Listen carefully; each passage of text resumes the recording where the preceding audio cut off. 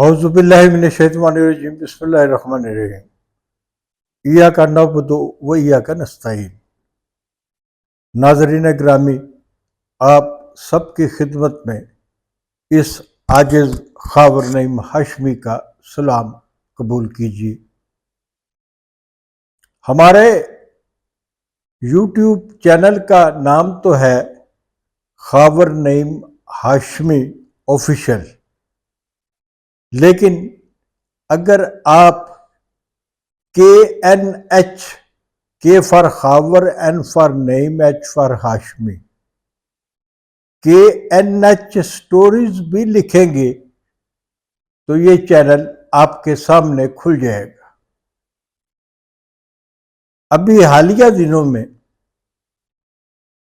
کوئی 10 دن کے دوران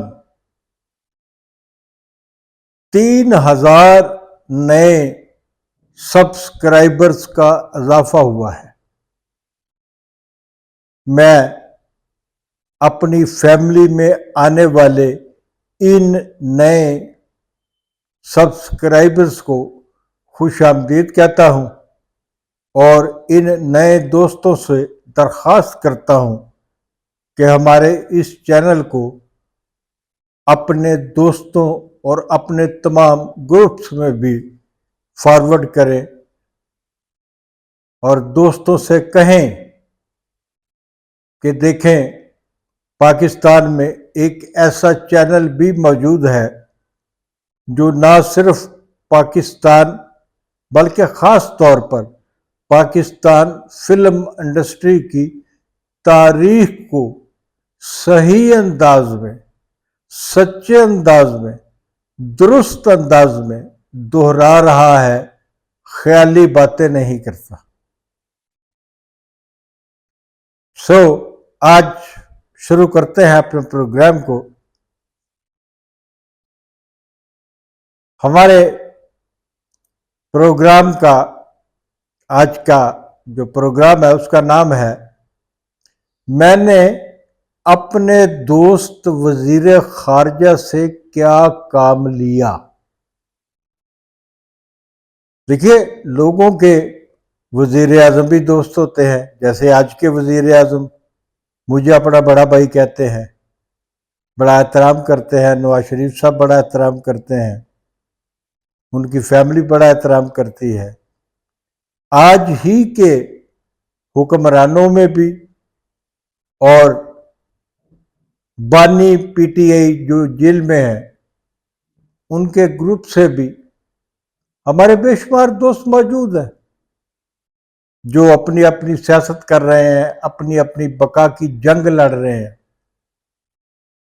تو کہانی میں آپ کو سنا رہا تھا کہ میرے ایک دوست وزیر خارجہ میرے گھر مجھے عید ملنے کے لیے آئے۔ ان کے ساتھ سپاہیوں کے دستے، گاڑیاں وغیرہ بھی تھیں، ان کے ساتھ دیگر ملازمین بھی تھے، سب لوگ باہر تھے۔ ہم نے ان کے ساتھ آنے والوں کو باہر گلی میں ہی سرو کیا اور میں نے اور میرے دوست وزیر خارجہ نے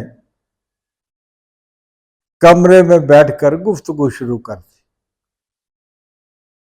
اسی اثنا میں میرا بیٹا انم، جس کا اصل نام نعیم ہاشمی ہے اور اس نے اپنے دادا کے نام کو اپنایا ہے اور وہ آج کل کینیڈا کے شہر سسکاٹون میں ہے، وہ بہت چھوٹی عمر کا تھا، کوئی ہوگا 12-13 سال کا۔ میری موٹر سائیکل اٹھا کر وہ باہر سیر و تفریح کے لیے چلا جاتا ہے کہ چلو باپ کی موٹر سائیکل چلاتے ہیں۔ میں ایکسرے میں رہ رہا تھا، جب وہ شمع سنیما کے قریب پہنچا تو وہاں پولیس کا ناکا لگا ہوا تھا۔ پولیس والوں نے اسے روک لیا اور کاغذ وغیرہ نہ اس کے پاس لائسنس تھا نہ گاڑی کے کاغذات تھے. تو مجھے فون آتا ہے کہ جی آپ کا بیٹا جو ہے وہ پولیس نے اس کو پکڑا ہوا ہے،